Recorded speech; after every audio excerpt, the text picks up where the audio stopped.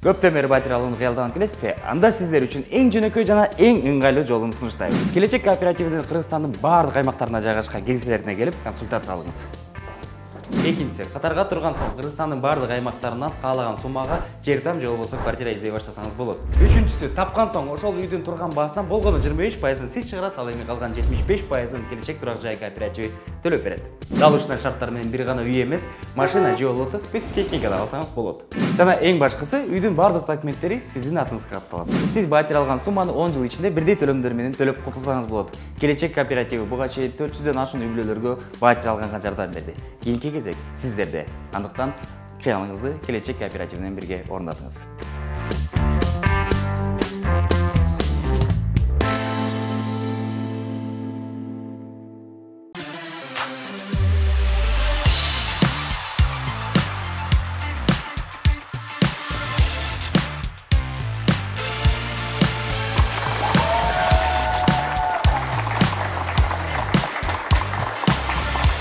Урматтуу телекөрүүчүлөр жана интернет катталуучулары, илим алуу бул ийне менен кудук казгандай дейт. Көптөгөн сабырдуулукту талап кылат. Биз дагы ишенебиз, биздин ар бир көрөрманыбыз ошол үчүн бизди көрүп чыгат. Анда эмесе сиздер менен ким билет интеллектуалдык долбоору, мен Кубат Кубанычбеков. Бүгүн конокто Вайнер сериалдарынын каармандары, актерлор, белгилүү жалпы элибизге таланты менен сүймөнчүлүгүнө ээ болуп жүрөт. Адилет Азиев жана Султан Курбаналиев. Кош келипсиздер. Ассаламу алейкум. Кандайсыңар? Жакшыбы? Жакшы. Мындай негизи ойлонуп көрсөк экөөң тең курактуу элесиңер, э? Классташсыңар. Баракелде.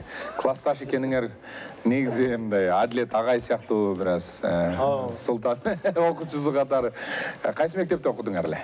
33-те. 33-чү. Мен гимназия. Тамашалап койдум классташ деп. Экөөбүз теңбиз. Теңсиңер, э? Адилет, сиз кайсы мектепте окудуңуз эле? Мен Сокулукта окугам. Сокулукта. Кайсы мектепте окудум эле? Сокулукта бир мектеп бар болчу. Шопоков шаарындагы номер 1 мектеп гимназиясында окугам. Баракелде. Гимназияны бүтүрүпсүңөр. Кандай мектепте ийгиликтер кандай эле? 5-4 жаны башка деп. Так канча жооп бербейм. Билбейм, барчы деле эмесмин дейсиң. Жакшы эле болчу, шүгүр. Негизи Адилет менин оюмча мындай мугалимдерди мындай күлдүрүп атып эле пештерди алып алса керек, э? Султан, сиздикичи? Жакшы. Биздики деле балар жакшы. 5-4. Негизи мындай физкультура 5, математика 4, труд 5, физика 4. Математика, физика 5, кыргыз тили 3. Негизи кандай гана болбосун, Кудайым бурса ошол алган билимиңерден улам азыр ушул жалпы кыргыз элине таанымал болуп атасыздар, азаматсыздар, ушуңардан жазбагыла. Эми негизи биздин оюн бүгүнкү сабактар жөнүндө айта кетсек, 4 сабакта таймашабыз. Ийгилик каалайлык, кимиңерди жеңет экенсиңер көрөбүз. Баягы билеги күчтүү бирди жыкса, билими күчтүү миңди жыгат, да. Бүгүн билекте эмес, Адилет, бүгүн билекте эмес, кептим бар билимде. Анда эмесе ийгилик каалайлык, шарттар менен тааныша кетелик. Биринчи сабактын шарттары мындай. Барына чексиздик. Социалдык тармактар, мессенджерлер, каалаган түйүндөргө чалуулар, ОТВ менен сүйүктүү телеканалдар, миңдеген фильмдер жана сериалдар. Бары сиздердин ар бириңиздер үчүн тарифке топтолгон. Переходи на О. Барына чексиздик. Биринчи сабактын эрежеси. Биринчи сабакта окуучуларга 15 суроо берилет. Жооп берүүнүн алдында атайын кнопканы басып жооп бериш керек. Туура эмес жооп айтылган болсо, жооп берүү мүмкүнчүлүгү кийинки окуучуга берилет. Биринчи туура жоопту айткан окуучу 2 упайга ээ болот. Катышуучуларга ийгилик каалап, сабакты баштайбыз. Анда эмесе баскычты басканды унутпайбыз. Биринчи суроо мындай экен. Музыкалык аспап гитаранын мекени кайсы мамлекет? Пастор көпүрөсү. Султан, бул?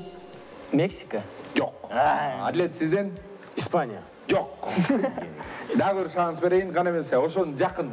Мексикага жакын эмес, бирок Испанияга жакын мамлекет. Италия. Ай, баракелде. 2 упай Адилетте. Колчоолор болсун.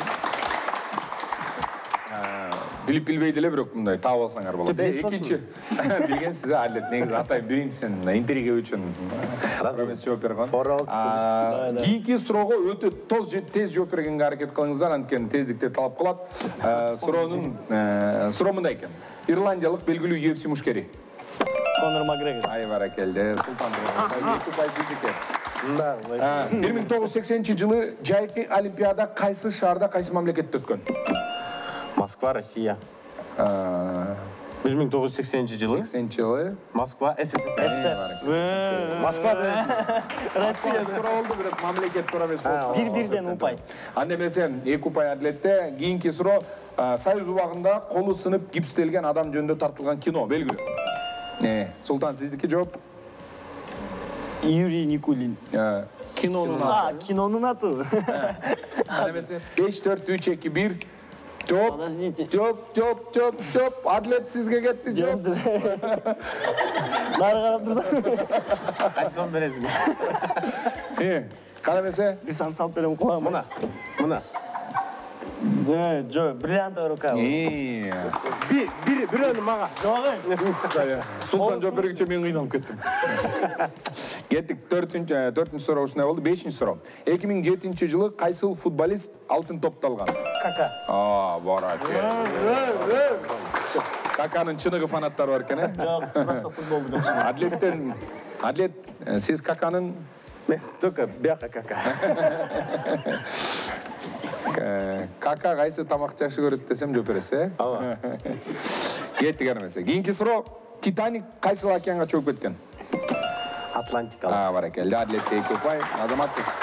Кийинки суроо тездик кылат, Португалиянын борбору. Мен билбейм. Султан, 5 4 3 2 1. Кандай дейсиз? Португалиянын борбору. Одноименно. Порту? Португалиянын борбору. Порту деген шаары бар, бирок Порт эмес. Криштиано Роналдо. Iya. Бенфика деген эмес. Жок. Криштиано Роналдо. Португалиянын борбору. Адлет сизден бир жол калы. Болбосо 5 секундтан кийин мен упайды өзүм алып калам. Мана 5 4 3 2 1. Вообще билбейм. Жардам берейинби? Кызыл кыя? Кызыл кыя мен Кызыл кыя Португалияныкы эмес да, по-моему, Испанияныкы. Точно, мен адашып калыптырмын да. Анда мындай кылалык. Жардам үчүн колду көтөрүп агай десеңер жардам. Анда эмесе Эжей. Эжей дегендерге жардам бербейбиз, Кандай деп силерге жардам берсек? Мейли, биринчи тамгасы Л. Лиссабон. Султанда 2 упай, азаматсыз. Жо, Спортинг Лиссабон деген команда бар. Конечно. Криштиано Роналдо Султан негизи футболду аябай жакшы көрөт окшойт, Кийинки суроо. 4 адамдан түзүлгөн британиялык белгилүү рок группа. Queen. 4 адамдан британиялык Beatles. азаматсыз. Кнопканы басыш керек да. Мен жана баскам заранее. Задаток берип Баскан азаматсыздар. Анда эмесе кийинки суроодо тездикти талап кылат, баттан жооп. Суроону угуп керек. Тадж Махал кайсы мамлекетте жайгашкан? Индия. Султан сиздики. Сенин туугандарың ошол жакта. Кеттик. Кийинки суроо. Jackson 5 группасынан чыккан белгилүүчү. Майкл Джексон. Анча билбейсиз? Jackson 5, Майкл Джексон да точно. Кийинки суроо. Street Flash аттуу комбинация кайсыл оюнга карайт? Покер. Мен просто кумар оюндарын ойнобойм да негизи элечи. Түшүнбөйм ошондо. Royal Flash самая большая комбинация. Баракелде. Дурак эле ойнойбуз бизчи. Жер бетинде канча материк А тамгасынан башталат? Канча материк А тамгасынан башталат? Канча? 2. Кайсы? Австралия, Африка. Дагы? Америка. Дагы? Америка. Северный Азия. Дагы? Азия. Жок. Евразия да. Жок. Чаңодан Евразия сору кайсы? Антарктида. Баракелде. Адлетте 2 упай. Неге бул Бешөөлтөн санап берди. Негизи Султан сиз Адлет жооп берип атканда санап атканыңыз Адлетке саналат. Мага эсел кетет. Сиз жооп бербей мынтип карап турушуңуз керек. Ошон үчүн аркыңда мен жеген нанды жейм. Адлет сиз жеген нанды да, биз жеген нанды да, баарыбыз жеген нанды. Кеттик эмесе кийинки суроо. жарым суткада қанша саат бар? 12. Азамат, Bilmeysin. Cevap Екінші сұрау. Адамдарды жана товарларды тез көтөрүүчү имараттагы түзмөк. Tez götürücü. Тез көтөрүп Eskalator. Жоқ. Лифт. Лифт тур, Азамат.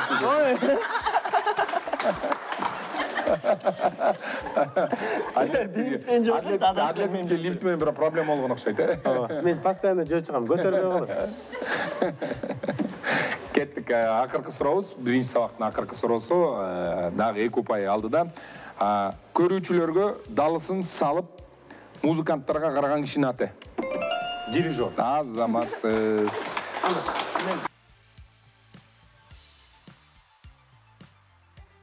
Көптөн бери батир алууну кыялданып келесизби? Анда сиздер үчүн эң жөнөкөй жана эң ыңгайлуу жолун сунуштайбыз. Келечек кооперативинин Кыргызстандын бардык аймактарына жайгашкан кеңселерине келип консультация алыңыз.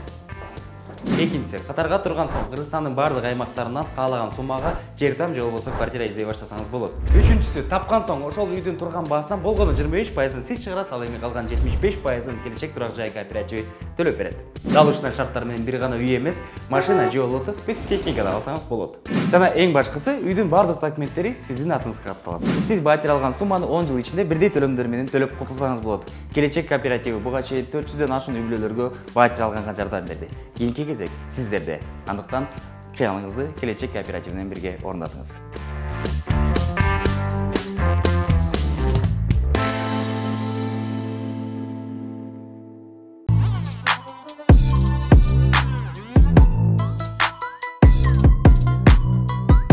Экинчи сабактын эрежеси. Бул сабакта окуучуларга дүйнөдө белгилүү болгон 5 факт берилет. Ал фактыларга туура жооп берген окуучуга 2 упай, ал эми күлкүлүү жооп бергенге 3 упай берилет. Кимиси таң калтырарын ушул сабактан көрө алабыз. Экинчи сабакты баштай берелик. Анда эмесе экөөңүздөргө тең ийгилик каалайлык. Биринчи факт. Чиркейлерди жакында эле ушул нерсени жеген адамдардын жыты кызыктырат экен. Чиркейлерди жакында эле ушул нерсени жеген адамдардын жыты кызыктырат экен. Адам ошол нерсени жейт, анан чиркейлер аларга келет экен. Бул эмне?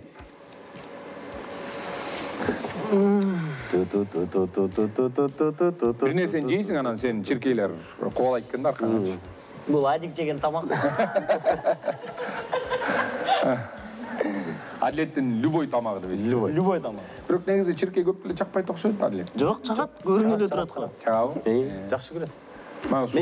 Султанды чакса бакшы бул обморокко жыгылып калабы деп элем.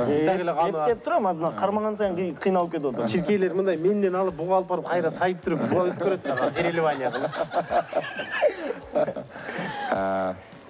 Туура жооп барбы? Ойлонуштуруп көрөлү.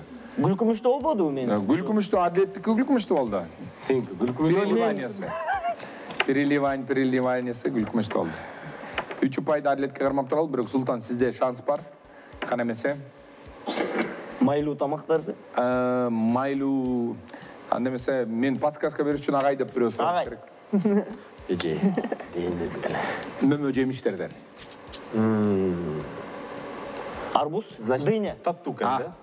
Басып жооп бергенде аракет кылабыз. Арбуз, дыня. Жок.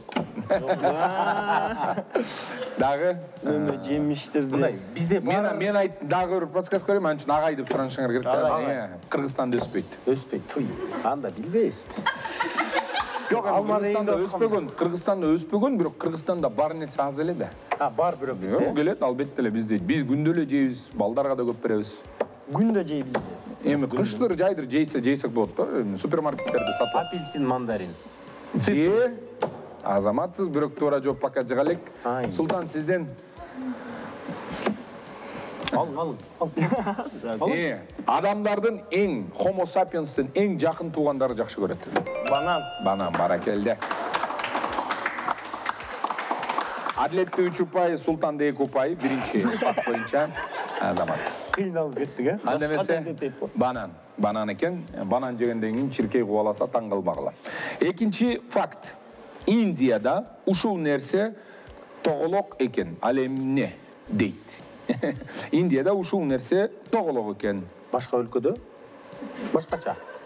Башка өлкөлөрдө башкача.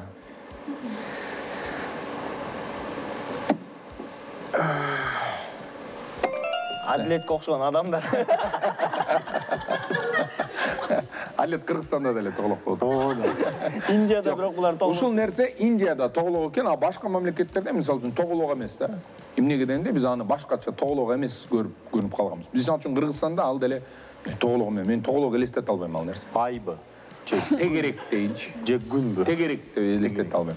Ай менен күн эмне Кыргызстанда 4 бурчтук эмне? Мында кичине 3 бурчтугураак болот. Подсказка сурап атпаймынбы, агай? Подсказка, анда подсказка болсо бул оюндар менен байланыштуу. Топ. Жок. Атлеттин түшүнүгү боюнча Индияда топ тоголок, Кыргызстанда 3 бурчтук. Жок, бул күлкүмүштүү жооп болчу да. Жок. Оюндар. Oyun. Атлетке жарым күлкүмүштүү жооп берген үчүн 1 упай кармап туралык. Эмне жөндөн бере бересизби ушуга? Жок, атлет күлкүмүштүү жооп бербеди, топ деп. Агачы мен күлкүмүштүү айттым. Султан, сизден туура жооп күтөлү. Оюнга байланыштуу. Оюнга байланыштуу. Индияда ушул нерсе тоголок деген неме бар. Кыргызча туурараак айтканда тегерек. Мындай тегерек же мындай тегерекпи? Тегерек, ал тоголок. А тоголок, мындай тегерек. Суроодо тоголок деп жазылып калыптыр, негедир бирок туура жооп мына тегерек да. Мен ошондо тегерекминби же тоголок? Сиз тоголоксуз. Тоголок. Түшүнө алайын деп. Мен өзүм квадрат шкаф сезип. Султан сызыкча, Кеттик. Анда дагы бир жолу бирок подсказка бериш үчүн агай деп сураныш керек. Агай. Стол оюндары үчүн. Чоң компания болуп ойной турган оюндардан. Шахматпы? Шашкиби? Шашкини Шахмат. Жок, топ болуп ойнойт да. Жок, шахматтын мындай тегерек экенин элестетип атасыңарбы? Жок. Анда эмес, Бильярд тоголок болот. Бильярдный столбу, ал бетте эле. Султан, компаниялар менен чогуу ойногондо эмне ойнойсуңар силер? Мисалы үчүн бир жака чоң досторуңар менен барып калганда. Нарда. Дагы. Шахмат, дагы. Көп эле ойнолот. Аталарыбыз ойногон, биз ойнойбуз, балдарыбыз да ойнойт. Анан негизи ойнолуп бүткөндөн кийин ар бир кайякта жалат, каждый раз жаңысын сатып ала беребиз. Картабы? Туура жооп оюн карталары. Бизде 4 бурчтук, аларда тоголок. Бизде дүйнө жүзү боюнча 4 бурчтук, башка формаларда, Индияда тегерек экен. Атлетке 2 упай. Бугунсунда Атлет деле 2 упай алды. Султандан Кудайым бурса күлкүмүштүүрөөк жооп күтөбүз. Кеттик, 3-чү факт. Үлүл 3 жылга чейин эмне кыла алат? Ал эмне үлүл? Улитка. Кыргыз тилинен 2 Султан алдыга берип койчу. Султан французский ресторандарга барбайт окшойт, Французский ресторандарга барса, мага үлүл в молочном соусе деп. Үлүл деген улитка. 3 жылга чейин бир нерсе кыла алат экен, ал эмне? Эмне кыла алат? Мисалы үчүн бас алат деп атат, Атлет. Жок. Султан, сизден сурайм. Күлкүмүштүүрөөк жооп берген аракет кылган. 3 жылга чейин эмне кылышы мүмкүн? Башын тырмайт. Ошо эмесин ичине кирип алып жата берет ошол жерде, болбойбу? Чүмкөнүп алып ичинде. 3 жылга чейин дем албай жашайбы? Жок, дем албай мүмкүн эмес го. Тамак жебей жашайбы. Сиз мен түшүнгөнүмө караганда Султан депрессияга батат дейт окшойт да, мына комнатасына кирип алып чыкпай, депрессияк болуп, сериалдар көрүп. Неме Хамайли Наваини коюп алып, у окна этого города. Угуп, эчтеке. Кара эмес, Султан, сизден жооп Атлет барбы? Күлкүмүштүү жооп болсун мүмкүн. Күлкүмүштүн да. Мисалы үчүн 3 жыл бою токтолбой эмне кыла алат? Төрөйт бекен 3 жыл. Бир өзгөчө кызыктуу төрөт болмок болуш керек, мен кажется. Токтобой төрөп атса. Канча ошондо канча бала төрөйт 3 жылдын ичинде? Эме бирөөнү эле 3 жыл. Биринчи төрөгөн баласы менен акыркы төрөгөн баласынын ортосу 3 жыл айырмасы. Жок, жаңа адам заты неме 9 ай көтөрөт го. Мен балким 3 жыл боюнда боюнда болот дейсиңиз, ошентип айтпайсызбы? Жок, боюнда болот эмес. Түкүрөт. Оозу кургап калат го, 3 жыл көрөт. Жок, слизи вырабатывать этет го, когда ползет. Мен күтүп атам качан агай деп кол көтөрөт депчи. Агай. Адам заты эң жакшы көргөн бир нерселердин бирөөсү ошо. Уктайбы экен. 2 упай Атлетте. 3 жыл бою токтолбой уктай алат экен. Сен деле жакшы көрөсүң го? Мен ошондой эле кылып жооп бердим окшойт го, ичине кирип алып жатып алат. Жатып алат, анан уктайт деген Эми жаткандан кийин адам уктайт да. Мен Султан сизден күтүп аткандын ичине кирип алып, такыр чыкпай уктап, несе 3 жыл уктайт. Туура жооп 3 жыл уктайт. Почти окшош эле экенбиз. Мен деле бир жатсам 3 жылга чейин деле уктап кое берем да. Ошон үчүн сериалдар 3 жылда бир чыгабы. Кеттик. 4-чү факт. Арынын 2 нерсеси бар. 2 нерсеси бар. Бирөө бал үчүн, бирөө тамак үчүн. Ал эмне? Махаббат. Эми мен оюмча суроодо эле жооп катылып турат. Арынын 2 нерсеси бар. Бирөө бал үчүн, бирөө тамак үчүн. Бул Бирөө оозу. Бирөө мурду. Нет, туура жооп. жалапчылы дейт го, эмне дейт ошо кыргызча айта албайм. Инеси. Жок. Туура эмеспи? Жок. Дайыр жолу суроону жакшылап уксаңар. Агай. Арда 2 нерсе бар. Бирөөсү бал үчүн, экинчиси тамак үчүн. Бул эмне? Канаты. Канат менен тамактын эмне тиешеси бар? Билбейм. Тамакка тиешелүү нерсе да. Мисалы үчүн менден агай десеңер, Агай. Адлеттики чоңураак, Султандыкы кичинерээк. Оозу. Ошо ооздон кирип мындай финишний. Курсагы. Же болбосо Ашказан. ашказан. Бөлүп эле алалы, свар кылып койбойду. Мында Султанга берели, эмнеге дегенде Султан 2 упайга туура жооп берди. Биринчи курсагы ашказан деп. Негизи ашказан, арыда 2 ашказан бар экен. Бирөөсүнө бал топтойт, бирөөсүнө тамак топтойт. Анан суроо деле жатыртпайбы? Тамак үчүн деген эле ошого жараша ойлону. Логика, Төртөө бар. Адикте 4 бар, Бирөө лагман үчүн, бирөө шаурма үчүн, бирөө самсы үчүн, бирөө шорпа үчүн. Подтверждайт эди. Жок, негизи мындай кышкы ашказан, Жазгы, жайкы. 5-чи факт. Төө кушу ушул нерсеге ээ болгон жалгыз эле куш экен. Ал эмне? Ушул нерсеге. Нерсе буюм деп айта албайм, бирок дене мүчөсү болушу мүмкүн. Ошо төө кушунда бир нерсе бар экен да. Бирок куштардын арасында ушул эле төө кушта бар. Калгандарда бир да кушта жок. Ал эмне? Так, логика.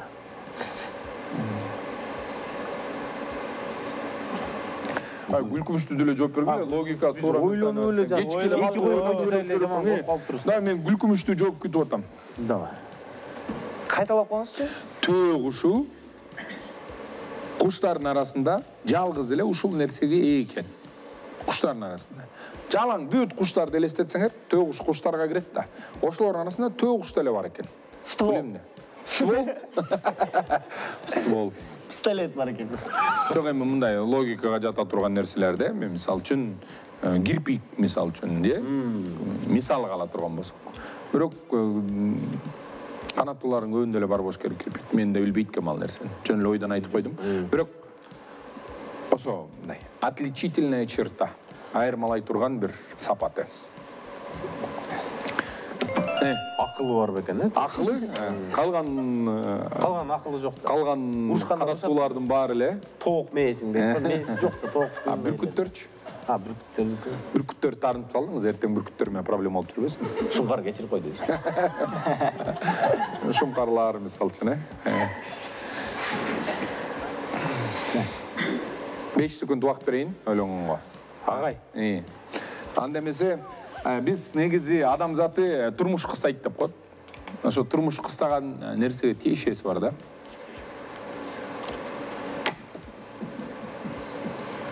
Турмуш кыстаганда биз эмне кылабыз?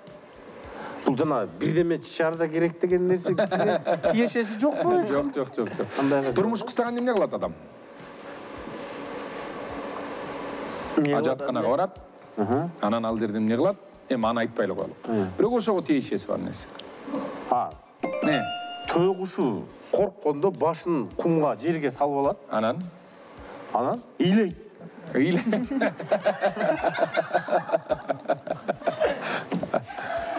Ыйлайбы экен ошондо төө кушун. Жоқ, мен айтып отпаймын. Тұрмыш қыстағанда біз, мисалы үшін ажатханаға барып не қылабыз, кішінекей чоң қылып өзінің ішімізді қылабыз. Ошо менен тиешесі бар.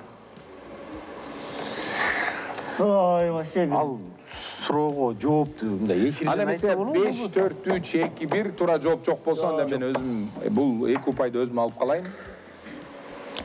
Адлет мырзанын ыйлайт дегени бираз эл күлдү. Ошол себептен 1 упай берелик. Рахмат. Адлет мырзага да 1 упай. Анда эмесе тура жооп бул табарсык. Табарсык. Бир да канаттууда табарсык жок. Алар деген баарын бир тешик менен чыгарат. Ал эми тоогушунда болсо өзүнчө табарсык бар экен. Ал не дегенде кичинекейине да барылат, чоңуна да өзүнчө барылат. Ушундай Орган ойло койбойт. Кызыктуу факт. Дене мүчөсү деп айттым го. Орган деген дене мүчөсү деп кыргызча айтылат. Баракелде, экинчи сабактын жыйынтыгын чыгаралы.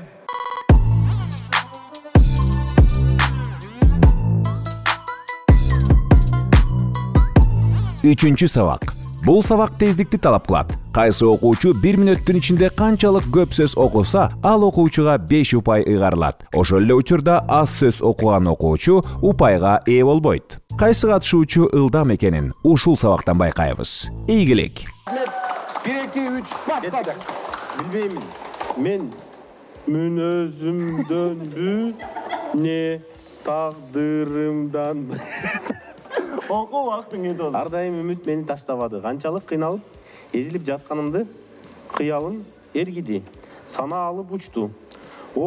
Саргайткан, кейиткен, басынткан өкүнүч санасы эмес, эргиткен көңүлдү өстүргөн. Көз алдыда алдан эмедей укмуштарды келтирген сонун сана. Сарт санасы менен байыт дегендей мен да төшөктү үлдүрөп жатып санаамда асманга учамын. Эркинче эргип, эркинче зымырап кыялга минүү. Санаң менен кыял жарыштыруудан рахат не бар?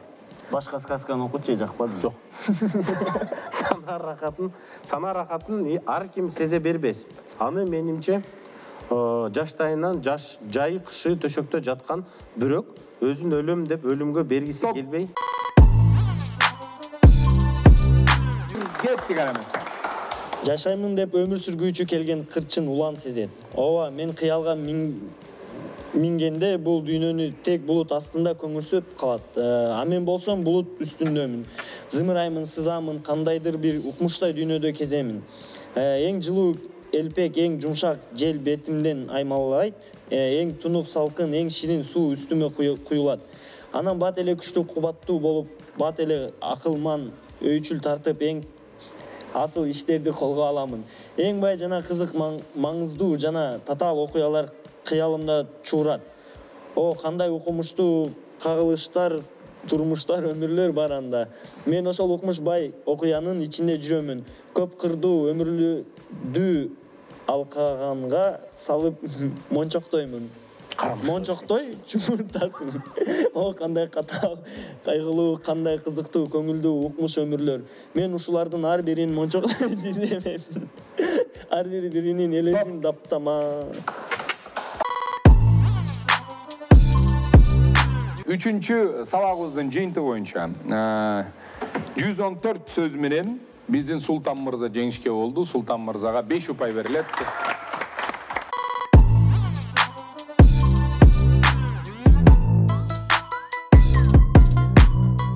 Төртүнчү сабак. Окуучуларга атайын тандалган тема боюнча экран аркылуу сүрөттөр көргөзүлөт. Ар бир туура жоопко 2ден упай ыйгарылат. Анда эмесе баштай берелик. Дүйнөдөгү кайсы өсүмдүк эң бат өсөт? Акация, сабиздин баасы, айгүл гүлү, бамбук дейт. Туура жооп 5 секунд берилет. 5, 4, 3, 2, 1. Адлет. Баспай эле жооп бере берсеңиз болот. Ошол сүрөттөгү өсүмдүкпү? Билбейм. Анда бамбук. Султан, акация. Туура жооп көрөлүк. Туура жооп бул деген албетте эле бамбук. 2 упай Адлет мырзада кол чабуулар. Сүрөттөгү деген лайфхак. Сүрөттө эмне болсо ошондо экен. Бамбук дүйнөдө эң бат өскөн өсүмдүктөрдөн. Экинчи суроо өтөлүк. Кайсы ракета кое берүү комплекси эң эски деп саналат? NASA, Star City, Байконур, Түп дейт. Байконур. Султан мырза да Байконур, Адлет мырза. Менин оюмча эң биринчи түптө учушат эле да, ошондон кийин калгандары калса керек. Туура жоопко сиздин оюңуз боюнча бул деген Адлет. Байконур.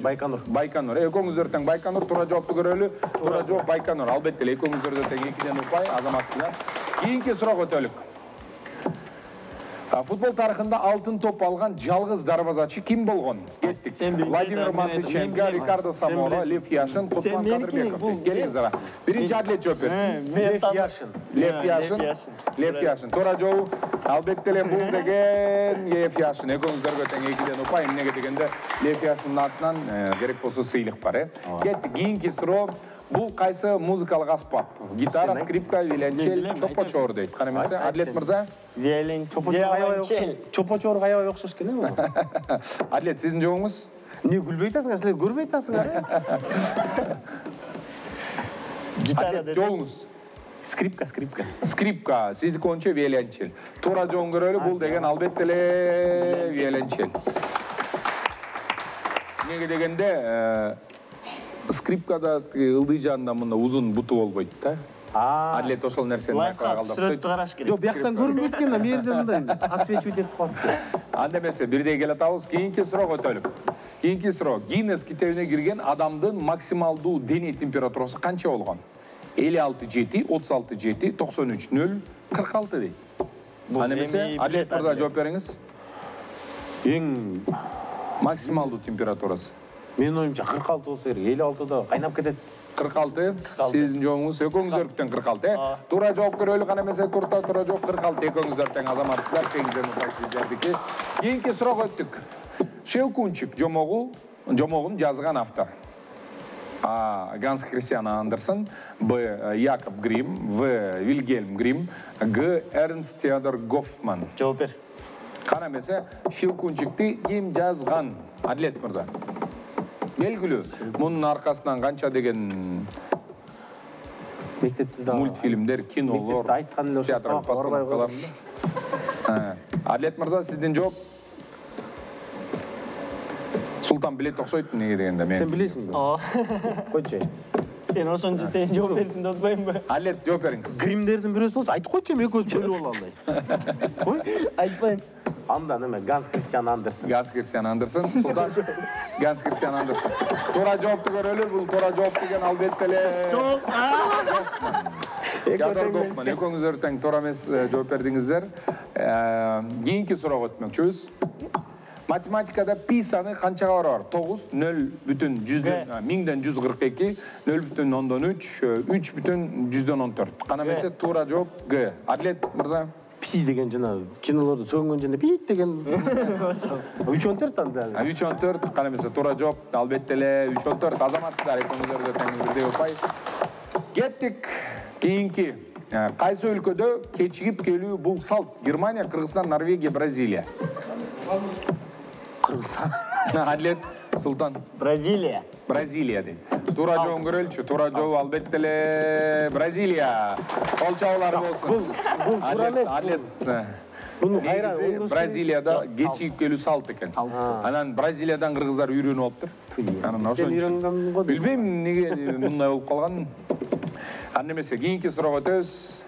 Кайсы бак өзүнө 120 000 литр суу сиңире алат? Ак кайың, кактус, баобаб, пальма дейт. Туура жооп.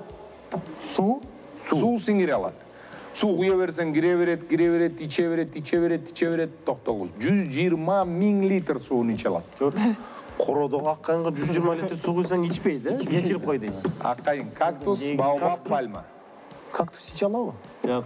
Кичинекей берсең, айтып бербейсиңби? Анда мен билбегенден өзү баобаб кен көрбөптүрмүн өзү суу ичкенин. Японский бак баобаб ичет. Ошончо. Японский, Японский.